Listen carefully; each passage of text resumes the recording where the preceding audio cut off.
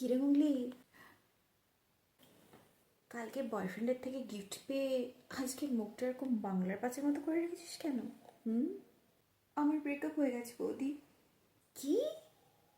Breakup হয়ে গেছে? আবার?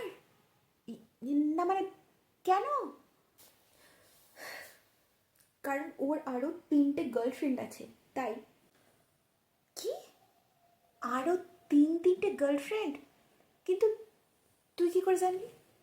কারণ ওর ওই 3টে গার্লফ্রেন্ড আমার বান্ধবী, আমরা একসাথে টিউশনে পড়ি।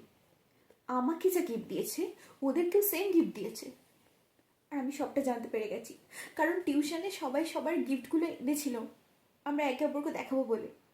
আমি তো আমারটা নিয়ে যেতে ভুলে গেছি, তোমার কাছে ছিল, কিন্তু ওরা তো এনেছিল। আর সেখানে আমি সবটা জানতে পারি। খেলো করেছে। এখানে একটাই হচ্ছে না, আবার চারটে গার্লফ্রেন্ড। তোর বয়ফ্রেন্ডের এলেম আছে বস। কি বড় লোকের ছেলে টেলে নাকি? হ্যাঁ, এত এক্সপেন্সেস জোটাই থেকে। হ্যাঁ, ওই বিজনেসম্যানের ছেলে হলে যা হয়। বৌদি, আমার সাথেই কেন এরকম হয়? আমার ভাগ্যটাই খারাপ।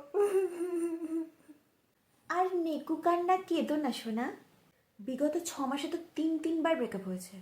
তাই সুন্দর বদন দেখলেই যদি তুমি প্রেমে পড়ে যাও বারবার, তাহলে তো তোমার ভাগ্য এরকমই হবে। বৌদি, এরকম করে বলো না প্লিজ।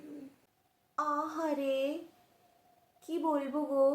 কথায় কথায় প্রেমে পড়াটা বন্ধ কর, বুঝলি তো? নাহলে এরকমই প্রেমের ধোকা খেতে থাকবি। যাকে যা, ভালোই হচ্ছে।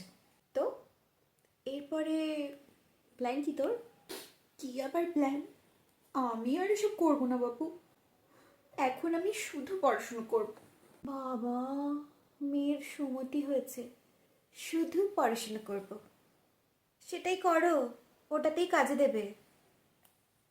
এনিওয়ে, তোর যখন ব্রেকআপটা হয়েই গেছে, তখন তোর এই কিটটা আমি রেখে দিলাম। ওকে, থ্যাংক ইউ রে। টাটা। এই না, আহ, দূর, ভাল লাগে না।